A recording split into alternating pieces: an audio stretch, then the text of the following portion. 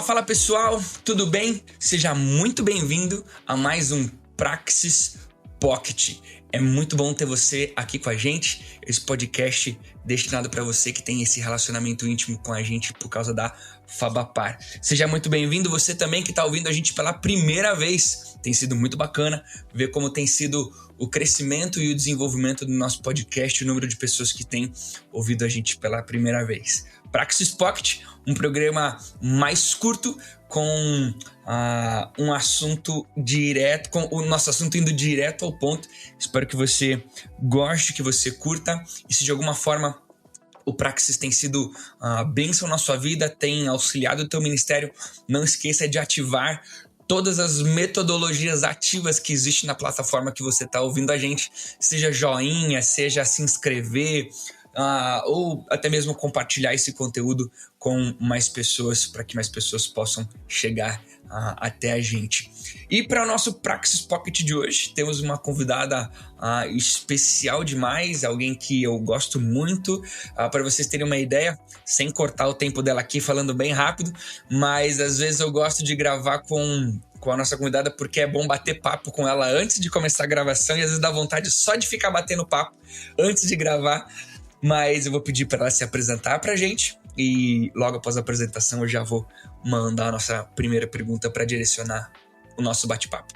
Obrigada, Tiago. Oi, pessoal. Eu sou a Cláudia Krieger. Eu sou mulher cristã, esposa, mãe, avó e tenho, com a graça de Deus, um trabalho que me realiza muito, que é um trabalho de ensino. Eu sou professora, sou formada educadora cristã, sou teóloga de coração e a minha grande paixão é o Antigo Testamento. Adoro estudar a Bíblia com as pessoas. Atualmente sou professora em uma faculdade e mantenho um ministério de cuidado, entre aspas, pastoral com muitas mulheres. Essa é a Cláudia Krieger. Cláudia, muito obrigado por estar aqui com a gente. Mas vamos lá, vamos focar nessa palavrinha que você usou aí, entre aspas, né? Que foi o pastoreando. O nosso tema hoje é falar sobre esse pastoreio. Pastorear o coração da mulher. No seu caso, o seu próprio coração, por você ser mulher, mas também pastorear o coração de outras mulheres. Como assim? Então, enquanto mulheres de Deus, nós precisamos e desejamos ser alinhadas com Deus. A Bíblia diz que tudo procede do nosso coração. Todas as nossas intenções, tudo aquilo que a gente é, tudo que a gente fala, está tudo vinculado ao nosso mundo interior. Então, quando a gente, enquanto mulher de Deus, precisa conhecer e alinhar a nossa vida com a vida que o Senhor tem para nós, há necessidade extrema de ter essa autopercepção, da gente olhar para o nosso próprio mundo interior, nos reconhecer enquanto mulheres de Deus, a nossa identidade, o nosso ser e fazer uma análise disso tudo à luz do que a Escritura propõe como sendo uma antropologia bíblica consistente com a vontade de Deus. Deus, como é nosso Criador, ele tem não só um projeto, mas ele tem um propósito para cada pessoa. E enquanto mulheres, nós somos muito desafiadas em relação a esse autoconhecimento. O que é que eu sou no plano de Deus? Quem eu sou, aonde eu me encaixo. Muitas vezes eu percebo na minha própria vida uma desconexão, um descompasso entre aquilo que a palavra de Deus me diz que ele deseja para mim, uma vida plena do Espírito Santo, uma pessoa realizada, uma pessoa engajada, operacional. Eu vejo um distanciamento, eu me vejo às vezes uma pessoa um pouco recuada, temerosa, com muitas dúvidas, faltando convicções. Então o pastoreando vem primeiro para mim, me colocar diante da verdade bíblica, e eu creio sim que a palavra de Deus é verdade, e é a verdade que pode trazer para a gente estruturas seguras para tomar decisões. Então, pastorear o meu coração é simplesmente olhar para a minha vida pela cosmovisão que Deus me apresenta nas Escrituras. É promover, junto com o Espírito Santo, aquele trabalho de conformação da mente, de renovação para uma transformação de vida. Então, é um projeto educacional, mas é também um projeto de vida, porque eu preciso, à medida que eu vou me expondo ao Senhor e ao cuidado de Deus na palavra e à ação do Espírito Santo, eu tenho que também tomar decisões em relação a isso. O que é que eu vou fazer com esse novo conhecimento que eu estou adquirindo? Como é que isso se torna prático na minha realidade de mulher, em todas as minhas áreas, a área interior, a área acadêmica, a área familiar, ou seja, tudo aquilo que compõe o universo feminino, a partir do ser, começa a sofrer modificações benéficas, frutíferas, e acaba afetando o meu ser exterior, ou seja, o meu fazer. Então, pastorear meu coração é trazer o meu mundo interior a um ponto de equilíbrio à vontade de Deus. É bem interessante porque isso é extremamente desafiador, mas é extremamente compensador. Experimentar a vontade de Deus, conforme Paulo fala lá em Romanos 12:2, é plenamente possível quando a gente gasta esse tempo diante do espelho da palavra. A gente que é mulher adora um espelho, né? A gente está sempre retocando, olhando. Olha aqui, olha lá. A palavra de Deus serve para nós nesse sentido como um espelho que nos revela nas nossas belezas, porque nem sempre a gente recebe puxão de orelha, muitas vezes a gente recebe incentivos do Senhor. Olha, já estou aprendendo, já estou me adaptando à imagem de Cristo nessa área específica. Ou às vezes a gente percebe que precisa, né, passar um batonzinho espiritual, dar uma chegada, dar uma modificada, às vezes até precisa de uma plástica, uma coisa mais profunda, um corte de práticas que não agradam a Deus. Renovadamente passamos a agradar a Deus. Então, isso é pastorear o coração. Quando você fala sobre pastorear o coração de outras pessoas, né? Inclusive, esse pastoreio específico com a mulher. Porque existe algum tipo de diferença? Por que voltar e não falar simplesmente de um pastoreio, mas falar de um pastoreio de mulher? Porque a gente tem na Escritura algumas dimensões dessa missão de pastoreio. Como mulher crente, e como todo crente, a gente tem a responsabilidade do cuidado com o próximo. É parte da nossa missão. E eu gosto de fazer uma divisão que pode parecer às vezes um pouco artificial, mas eu acho que na prática ela funciona. Existe o ofício de pastor, que é aquela pessoa a quem Deus chama para direcionar uma igreja, exercer uma liderança, é uma coisa mais hierárquica e tudo mais. O pastoreio, que é aquilo que eu me proponho a fazer, é um pouco diferente. Por quê? Porque ele tem um caráter de responsabilidade relacional sem a questão hierárquica. O que a gente tem aqui é um cuidado pelo rebanho, um zelo amoroso como irmãos. Então, como é que eu processo esse momento de pastoreio? Normalmente a gente senta para conversar com alguém que traz alguma questão. Eu tenho um projeto educacional, ou seja, eu tenho grupos no WhatsApp, eu participo de uma escola que tem esse tipo de pegada, que é da onde a gente faz a plataforma para atingir outras mulheres, no sentido de que nós propomos o princípio bíblico, a gente tem um encontro semanal, a gente propõe o assunto, traz a base bíblica, e aí a gente tem repercussões, um tipo de mentoreamento. A pessoa recebe subsídio, ela recebe inclusive tarefas, né? Ela tem desafios semanais para fazer a sua autoanálise, o seu autopastoreio, e depois a gente traz esses resultados para uma conversa, onde a gente faz análise do que está pegando, aonde que você sentiu mais dificuldade, qual foi o desafio que o Senhor trouxe para o seu coração, aonde está muito difícil de levar sozinho. Então a gente faz um encaminhamento teórico primeiro, e aí depois a gente faz um acompanhamento prático, no sentido de que, graças a Deus, a tecnologia nos favorece a gente poder entrar em contato com as pessoas e ter esse tempo amoroso, né? Esse tempo de compartilhamento de vida em que todo mundo cresce. Eu cresço, a pessoa também cresce, e isso vai se multiplicando, porque outras pessoas começam a ter a mesma postura cuidadosa de pastoreio para aqueles que estão ao seu redor. As mudanças que se processam em nós, elas são tão valiosas que, ao as pessoas nos observarem, pela graça de Deus, elas também querem aquilo. Então acaba virando quase que um networking, né? Uma rede de cuidado mútuo, sem a necessidade, por exemplo, de se ter uma chancela, um nome, uma placa necessariamente de igreja. eu incentivo todo mundo a estar engajado absolutamente numa igreja local. Esse é o projeto de Deus. Mas, especialmente nesse período de pandemia, foi uma das maneiras que o Senhor me deu de cuidar de pessoas sem poder estar presencialmente com elas, né? Então, isso é pastorear, é a gente assumir a responsabilidade pelo cuidado do coração da outra pessoa com amor de Jesus, oferecendo suporte, não simplesmente um desafio, mas um acompanhamento para que todo mundo cresça e a gente possa cada vez mais reproduzir a ideia lá de Romanos 8, 28 e 29, né? Que é a gente espelhar a imagem do nosso Senhor Jesus naquilo que é o nosso dia a dia, a nossa circunstância de vida. Deixa eu fugir um pouquinho da nossa pauta, mas uma pergunta que me veio à mente é: isso que você falou agora sobre essa necessidade do pastorear o coração da mulher e a oportunidade que Deus tem te dado, talvez temos várias denominações, algumas com a possibilidade de pastoreio feminino e outras não, né? Mas fato é que majoritariamente o pastoreio da igreja o pastoreio como função está numa figura masculina. E isso com certeza traz pra gente alguns anos de história de talvez uma não preocupação com um pastoreio específico com mulheres. Tô muito errado? Eu acho que não houve um esvaziamento intencional. O que eu percebo é que um homem que tem uma responsabilidade de cuidar de um rebanho inteiro, ele precisa ter muito subsídio, muita garra e muita sensibilidade para poder atender todos os públicos.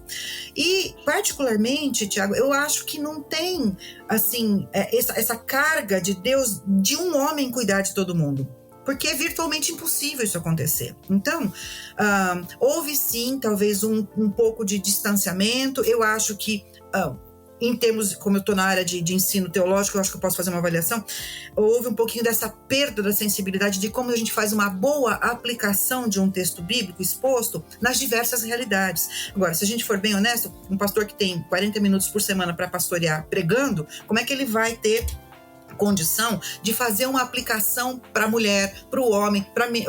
Eu acho assim que é assim, um pouco utópico isso, né? Então a gente, enquanto ovelha, escuta uma pregação de um pastor e tem o trabalho de trazer para nós mesmos cada realidade. O meu projeto, ele tem a intenção de entrar nessa brecha, de ser uma cooperadora com o reino nesse sentido, de a gente não só receber dos nossos pastores o cuidado, mas da gente também desenvolver o que eu chamo de uma santa autonomia, ou seja, aprender a estudar a Escritura de maneira autônoma, de maneira competente, para que a gente não fique sempre dependendo de importar um conhecimento. A gente vai crescendo na palavra, e isso é alvo para todos os crentes, a ponto da gente poder sentar e fazer um estudo bíblico sério, consistente, relevante, contemporâneo, e ter subsídio para a gente tomar as nossas próprias decisões, né, mediados pela Escritura, de maneira autônoma, vamos dizer assim, né? E ao mesmo tempo ser útil no reino, porque à medida que a gente vai sendo transformado, a gente vai sendo inserido cada vez mais no projeto de Deus, vai multiplicando isso. Então, eu faço essa diferença porque pobre do pastor que queira cuidar da vida de todo mundo, é simplesmente impossível. Por isso a gente é um corpo.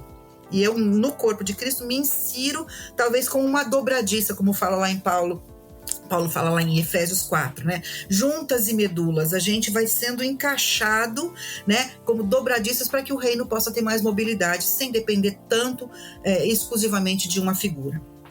A ideia que normalmente a gente tem a tendência de falar para criança só, né?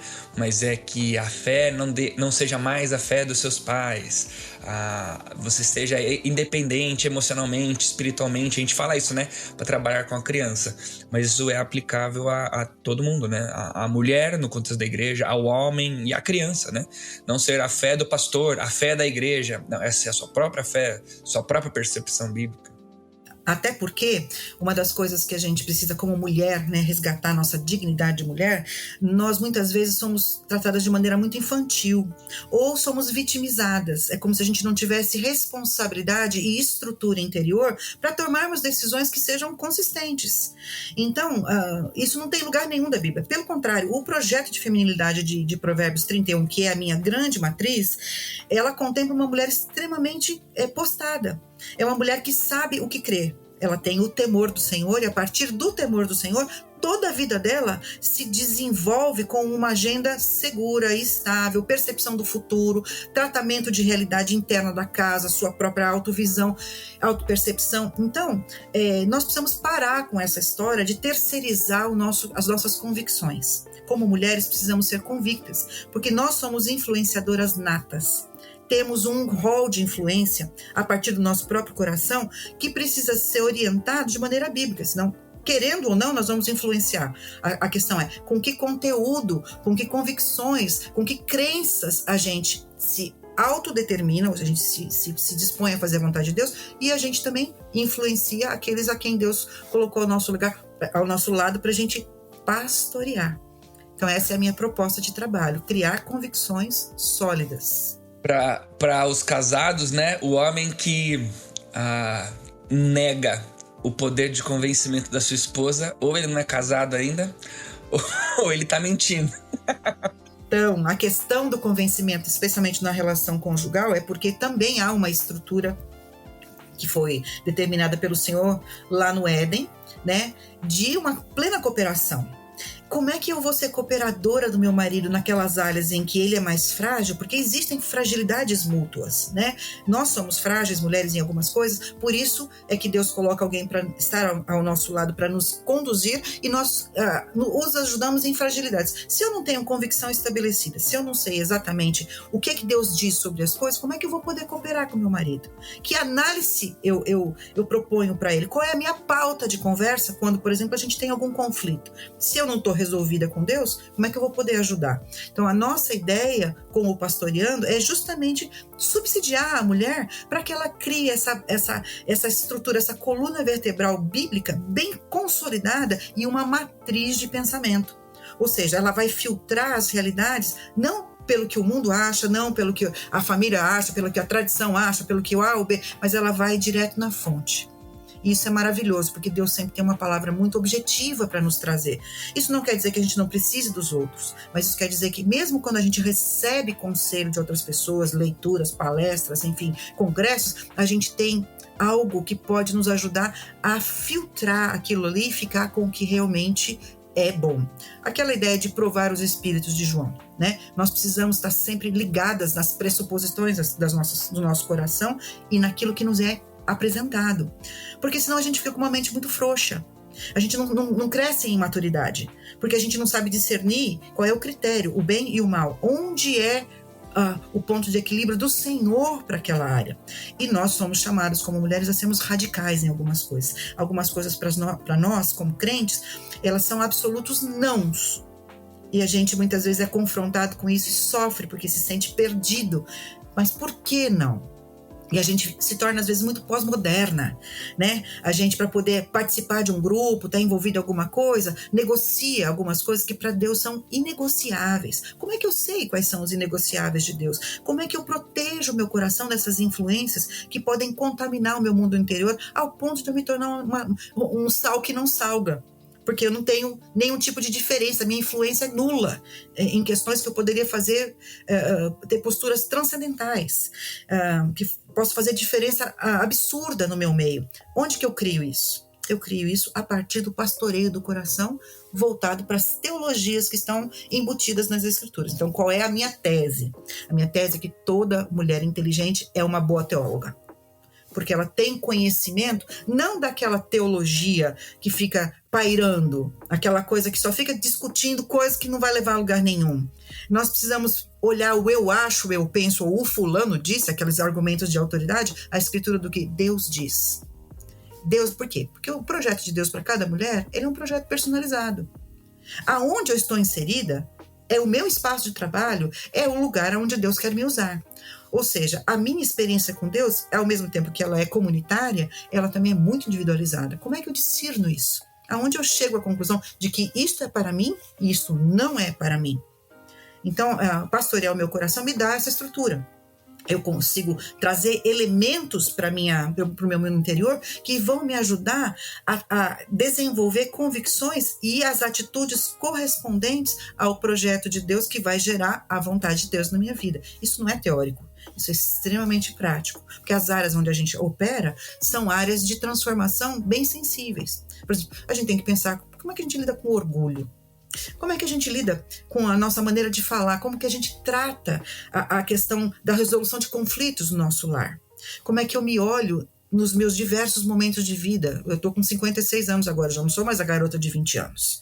Então, eu preciso ter uma postura, eu sou a mesma Cláudia, né? Mas eu preciso ter uma postura, uma atitude para com a vida que corresponda a esses 30 anos de diferença. Deve ter tido uma diferença no meu crescimento espiritual. Como é que isso se representa? Como é que eu avalio isso biblicamente? Porque crescimento é uma coisa mensurável, é objetivo. Se eu não tenho esse tipo de conhecimento, eu não tenho como avaliar se eu estou mudando ou não. Então, é também uma matriz que não me dá condições de olhar para a realidade e me reconhecer nela e falar, não, isto já não sou mais. Ou isto eu serei, porque é isso que Deus deseja que eu seja. Então, é assim que funciona, Thiago. Se a gente vai falar de pastorear o coração, né? Ainda que a gente tenha especificado bem sobre o coração da mulher, a Bíblia nos dá muitos indícios de o que é esse coração. Então, Cláudia, o que é esse coração que precisa ser pastoreado? Então, o coração, além de ser o órgão, né, o cardia, né, o órgão físico que bomba sangue para o corpo inteiro, na Bíblia, na verdade, é uma das palavras que mais aparece, mais de 800 ocorrências. Então, a gente tem a ideia que o coração, para Deus, é mais do que simplesmente aquela coisa, parte do mundo interior que sente alguma coisa.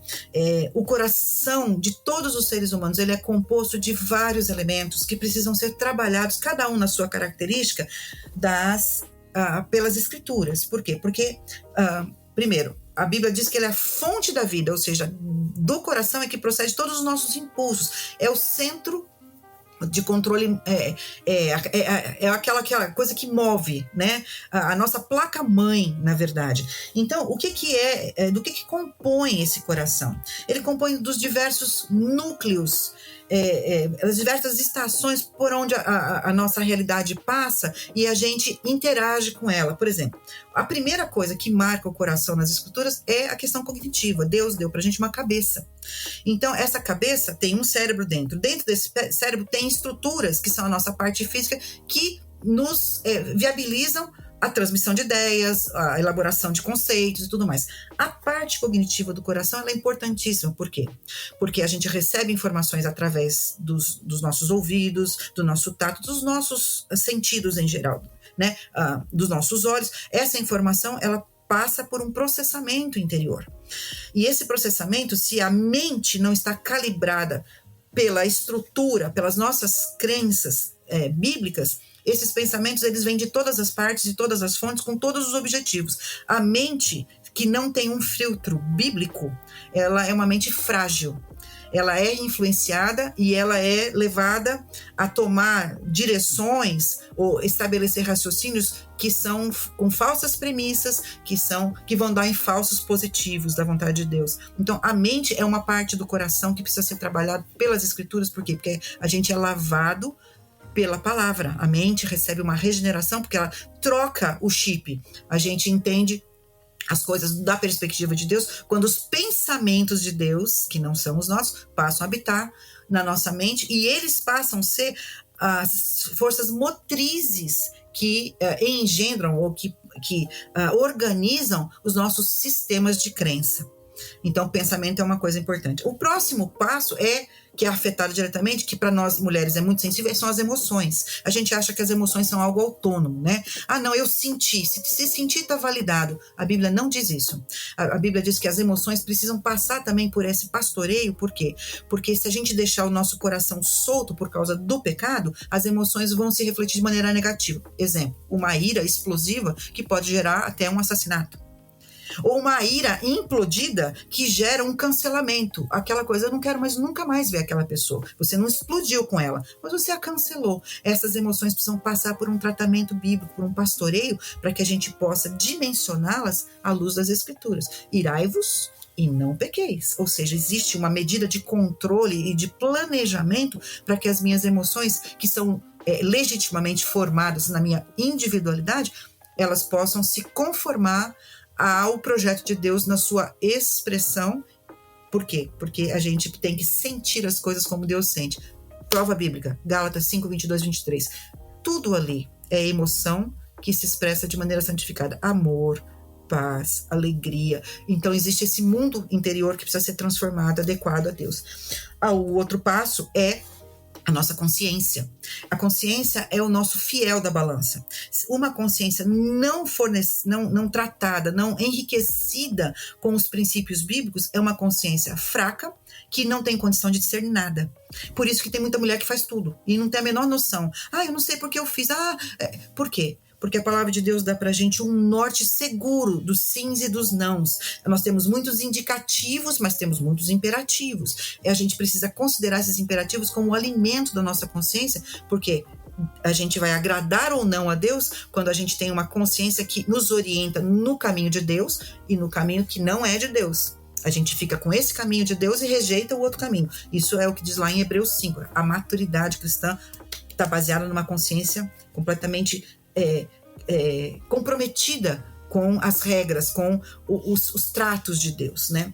Fica uma mente destreinada, né? Exatamente. Mas tudo isso, Tiago, não tem caixinhas. Tudo isso está junto e misturado. Mas existe um processo de mundo interior ao qual o conhecimento bíblico vai alcançando nessas dimensões e vai sendo transformado. Outra coisa que é transformada é a nossa imaginação. A imaginação é a grande sacada de Deus para as mulheres. Deus é o grande imaginador. É cheio de criatividade e nós também somos. O problema de uma imaginação não pastoreada pelas Escrituras é que ela viaja na maionese. Então é quando a gente começa a elucubrar as coisas. As coisas têm este tamanho, mas numa imaginação não tratada por Deus, a gente engrandece as coisas, a gente nega os fatos. Então, quando eu trato a minha imaginação de acordo com o que as Escrituras me dão de limite para pensar sobre aquilo, eu consigo dimensionar de maneira coerente. Um exemplo disso é o Salmo 73, quando Asaf fala que ele olhou para o ímpio e ficou lá super chateado, porque parece que dava tudo certo, ele era uma pessoa forte, imaginando, ele olhou um quadro e já jogou tintas muito fortes, e ele fala, até que eu cheguei, caí em mim, e cheguei no santuário de Deus. O que foi que equilibrou aquela imaginação desvairada que estava fazendo ele ficar tão deprimido a ponto de não querer mais viver?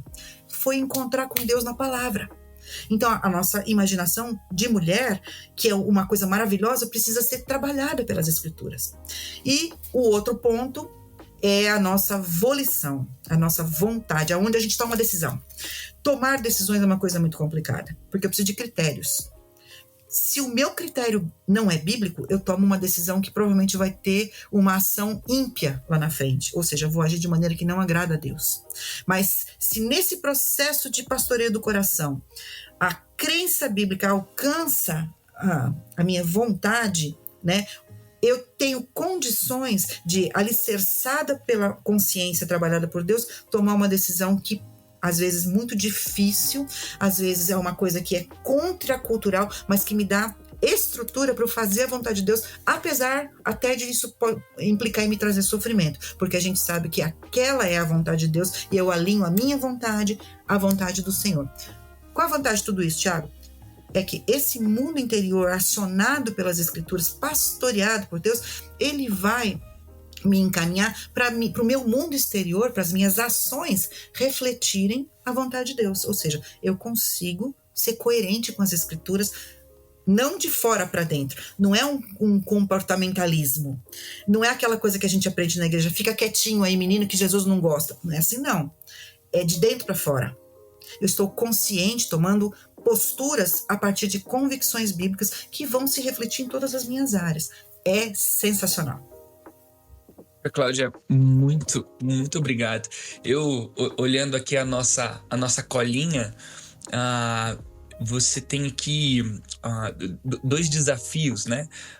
Um é testar o coração e um coração piedoso, né? Encerra pra gente com esses dois desafios, por favor. Então, o desafio de testar o coração, acho que é a grande pegada da coisa, porque nós não gostamos muitas vezes do que vemos no espelho da palavra. E às vezes a gente faz como o Tiago diz, olha no espelho e sai e esquece. Então, o próximo passo do pastoreio é projetos práticos para implementar isso na minha realidade com o auxílio de Deus.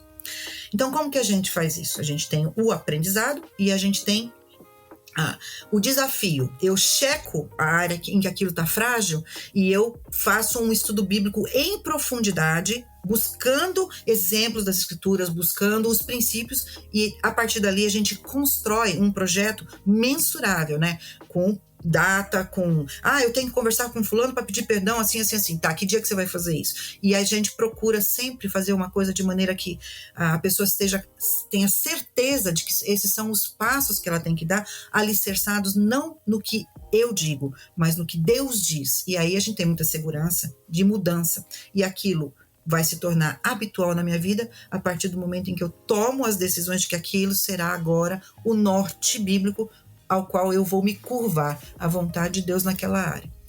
Então é assim que funciona.